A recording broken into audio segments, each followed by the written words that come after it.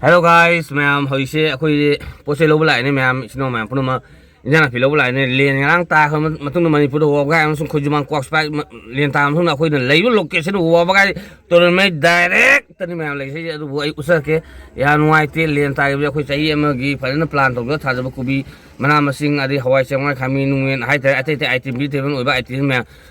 Aduh makan tangan gitu je. Ya ngoài tiền nung đâm mana tam mình khai được ma'am. Jadi pentung này aduh ai ma'am. Akai tôi mèo thốt con mèo nó mèo phun nuôi gì mình là xem xuống ai gì hậu gì mèo ngã akai tôi thốt con mà tôi khá là lấy một con mà chín mà khác cái thế đôi bữa lâu bữa sau này cô bin mũi Hawaii sang ngoài Hawaii bị cô bin phun mèo mà thằng tôi usah cái ấy lấy một location smart lấy ngang akai tôi lấy mèo usah cái gì đấy tôi ngang liền này thầm được cái bên mèo phá ra pe cà phê mèo post ra đấy xin lấy mèo ở đi lấy một location smart lấy mèo direct tôi em mà mấy mèo xin lấy mèo Ada salah sih ma'am jauh usah ma'am aku jauh usah ma'am thank you on alien ginung super film ni ma'am sila mati usah cash mana lagi ma'am condition dari maham jauh ma'am polo ma'am kui pun le deh kui pun mana fadare ngarang alien thok tak cuci bagi kena tak bagi tin sab ni henna pepre kafi bo pra fadare oh alien thom sila deh ma'am fadare kubi Rau nung rau này mày làm xí nó nó lấy mà tay mình cần để xem xí thà bi gì cái nó tôi này lấy ba ngã tụ đấy mày hai thầy số máy tôi nó khôi lâu mi là kéo quá nó còn hay là ngang liền nó đó mà hắn ta hơn cái đấy anh là xí xem không mày ăn sang nghe phải xem mày ăn sang lấy ba mày ăn thầy hà nó mày ăn sang nghe mày ăn mang nghe cái cú bi các bây giờ ba mình cái sao mà nó pek rồi các bây giờ mà xin cùng than thì hay phẳng được mà tùng cái mèo xin lâu mi phun xin mèo tầm bằng đây là mèo mà mình hong người ta nghe tu người ta sai bên lấy bị xin nó mèo là cầm phết mèo tàu rồi tàu bị đó nó mèo thì bạn oa bên mèo cô biết cái phát triển pek sao bên ngang liền mèo phụ chỉ với mèo alo phải lấy tiền số mà nó bọc đi mèo số bọc hay đây đi pra lấy tiền khát tâm alo mèo các chị smart tôi nó cụ bị gì mèo hàn dây điện được rồi là cái phình xinh rồi mèo usah mèo anh đây phải lên mèo phê rồi cụ bị xí lên đấy mèo bỏ ra nó hàn lên xong đó bỏ ra không mà thằng cần lên mèo xin đi mèo hôm mà ta đấy cụ bị hàn phê cà phê mèo bắt đầu mang lên xí lên mà thắc kẹt phim bố mà mày hãy đừng mấy tí xe rau rồi đó bỏ ra cô hình nhà này phim xe rau thuộc tôi bỏ tiền bị đó xin người nào thằng mình bị mông là bụng mày đó mà lại phát ra đấy hắn cùng đá rồi xí đấy mèo gì mà hà lên mèo xí hấp lên mèo hấp lên một sợi mèo phun nào ngồi rồi đấy mèo nó mới xuống đấy mấy thả lên mèo cụ bị xóa tao mình thả lên mèo anh này pin này sẽ lấy dễ surprise nó anh nó phát định khu này sẽ lấy cụ bị mình được bỏ ra tại hấp đi xóa lâu cái phim phun mèo phê cái bị thơ mà số nào nó lấy đấy mèo vào đây đi sau này mèo hay những thế này mèo thank you on the basis nào mèo phun này for the break rồi mèo hay sẽ đi film tali mèo bột phim hả hay mèo mà khi chơi bên tiền hay mà thằng xe rau mà hay làm thì tao tôi mèo mà này taoด้วยcái nó tôi mèo mà nó này đấy cuối phun này đấy Hawaii bị đi bột cuối rồi trên mà không phun này đấy sao mới đi khả năng pha sinh hung nhiều đấy mèo đúng không là có cái tấm một đứa mèo sao mới ngái là mình xin nó mèo nó ngái bía lên mình xin nó mèo xong tầng mình xin nó mèo là ăn mà nó mèo nó mình nấu thế số mấy lên mình thấy bây giờ phía mèo phê cà phê ngô rồi mèo xị mà tổng số gì một khai là xị phuột hồi mình đi chuột tụi mà hồi mình chuột rồi khai bia lên bia rút lên đấy rác suy cuốn nhau ấy suy cuốn hàng thuốc bây giờ đấy nôn mà nó mồi là ra không hiểu gì có thể mà thằng hàng thuốc xua tổ cái dùng nó có thể nhả mất hàng bây giờ đấy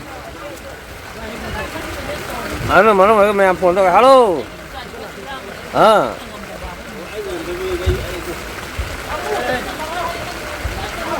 phát xong ra kì phát đây thôi Ramon,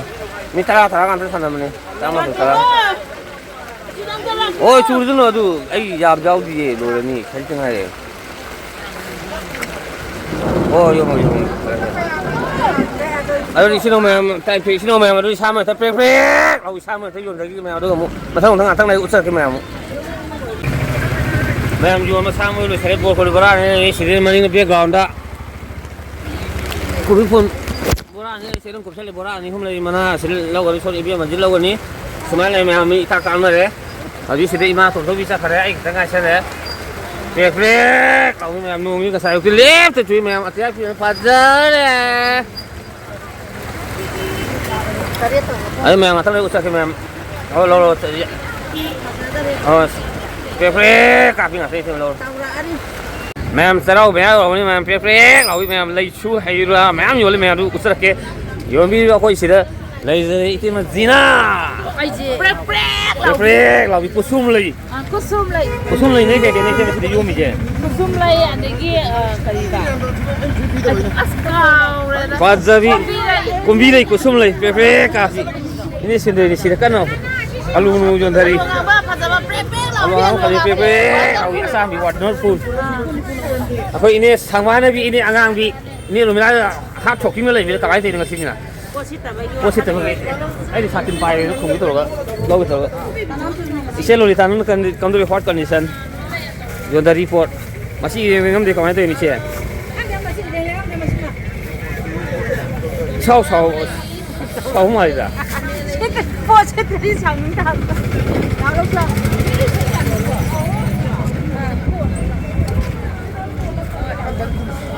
Saya mesti nasi kaya rumah pun dah. Pergi kapi rumah pun je. Kumbi je. kumbi lupa nipu. Nipu. Fajar mana? Aku cili nas cum, nasi pun sunglang gini. Itu pun kemana ke? Ayang lagi. Kumbi ayang lagi. Kuingna lagi. Sudah aku je. Borol le pe lo bile mangga like na bagi mangga ki jika na ki dah murah le gajar kya gajar humpu le bas ko sedi kya pilih tina si humpu kami sini yang kai le tabil pa kutha kedi hu sele kabung na tri si bo kabung na ro kabung mak punu kya pilih ibe ma Kalau bi boran satu nyali kan na, sini hong itu na. Sini ke dong ada ke di bawah. Uyen, kiji doktor kya? Doktor sahum, samni fajar ni tadi. Kema bitu bini kan sona anda, kema sandiana satu nyala mong behind sini satu nyala le, kema sandiana sona anda. Awal bis lere, ada bil lere, yang tin mong bitu bikina, kema sandiana bikina ayah kare aja. ये खामेन बाबर शिका कुबिले फजाबी ममाई calling काबी कुबिले calling काबी ममाई फजाबी कोई phone फाजरावा बेरुट ले रे हवाई बेंस अरे मैं आई पोसे लो या रे मैं मैं नुंगली अत्यार का हांग तो रे प्रेक लो रे मैं अरे मैं जो मैं पुरो लो का मैं कमाई तो का हाउ मैं पुरो सर के मैं Mẹ dùng được phải gì mẹ, bột thì em lỗi lại mẹ, dùng được phải anh kia smart thôi là anh á lấy ra phải dùng sạc phê đâu bị chỉ để sử dụng đấy lên mẹ, cái gì nhang thùng gì, cô bi nè, không ai bi nè, alu nè thằng nó thùng, cô bi nè không ai bi nè alu nè thằng nó thùng ấy, à rồi mẹ ấy sắc xa này mẹ ấy ngay xí đi mẹ em là phải gì Kami dah kira memang ya yang pada dia isana tu kerja memang tu hai video memang tu ngasih je memang ya clean tu orang memang pas siang tu orang memang kuat kalau matang kalau lihat pergi memang ada ngasih di lihat ni memang ngasih kalau lupa ni fugi musara kalau lupa ni fugi musara tu kerja memang semua tu memang ada di panas hong sudah lo sakit je ngaruh di kiki jauh je ngaruh pun juga dia rumah hau je ada sahaja ya ada di rumah hau pun hau je dah kapal mau nami kita ni kalau jum sama rumah kan kita tu nami di sini punya Lisa lagu tu semai tu lagi beraja lagi ni dah kapte dah kap matu cuma lagi kan tindu pun ni mi semai memang ada di memang kalian hospital kita pokok memang pun nama tang hata memang usah memang orang mui mi yuksak holi sih memang saja kalau ini pingai sumile lari memang kami tak happy memang yuksak พี่เบียร์คุยมาตุ้นส่งอะไรกันนั่นตัวด้วยมันก็ เราพูดเลย aduh ma'am smile ya ma'am sai nyang lo sele mai ru mai tharo nei kem to kitchen bazar de helaga ma'am iru mai tharo saksa de ko iru mai tharo ne iru mai tharo ga ma'am sai sing cha thone de ko hospital salani ya cleaner to basal ani ma'am ado mafun yo mafun location hajira ke do ma'am mafun hajira ke ma'am adi ma'am punna makata bi ngine se de sinong ma'am ai se khoi ji keno salini ya clean to basal ni ma'am ai ada ma'am mafun yo ga mo unu usat ke ma'am ada pine ai usat le se hoji khoi keno yo re khoi khum le kai kene yo re ma'am ho ga bazar direct ho ga bazar ni ma'am adu ga khoi gi ho ga masa ne keno ji ya doctor hai te den doctor ji ma'am si je ho ga mai la ka ji ha te inda kuma sapom na ma'am lai ni ma'am ji ho ga long khai bazar gi khoi gi lam long hum phang mai direct si de ma'am dental clinic sapom dental clinic na tha lai ma'am adu lam lak se ma'am du ya cleaner to ba masung khoi ya sem tok sem min amasung khoi ya tin chao ke ka ta ya gi maram da khangning ba yining ba khoning ba ana ai yin ba ya gi matang da adum lak se ma'am adu ma khom yo ma'am usar ke ma'am adu ma'am location na ma le lam long cha pa ma khaw ma chu nu sa ba sa china sengmai nu lak wa vaccine si gi training check ke chin ni ma na ta ni ma'am sang le ni ma'am adu ni sang si ma'am hồi em muốn chơi cái mèo dài phiêu nó mèo con này gì mình lại xem mà không rồi đó mèo mà mình đang xem xem em xem một chơi mèo xem mèo ya xem rồi mèo ya xem một cái ai mèo già clean xem tổ bốn rồi mèo à tôi chơi cái mèo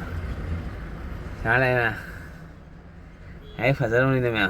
hồi ya phải ra đâu bắt cái tổ để lằng ngầm mình nữa ma'am jam tina ju honge aduga hui tamo indo kuma ko deten clinic ki doctor je adu mana ju ai offer fi bi re ma'am fasan pa lo bore lising lo bore on san pa tang to bi yam tina hona duga yam fasan hai clinic ai hana amol fa ha le ngani na si a lai te na de kha mai ran ni na handak ti na thank you on the best sino ma'am phonu su chen ni san ni mo le de angang no bi ya na ko pa chik pa na ba lak san bi ma'am jam tina hong ma man da ticket jam tina hong bo da aduga hoi gi ai san fa gi me na ho to da ong tang hidak tak ko ki jo dum phal gi ha ta ma'am sin ju pha ba doctor ni ma'am adu ma'am lak sim jo si hyang ga anak pa kak ching sai le ba surrounding anak pa sai mi lak sim bi ma'am thank you on the best sinong ma'am phonu si ni sinong ma'am phonu te kan ni sinong ma'am phonu yai for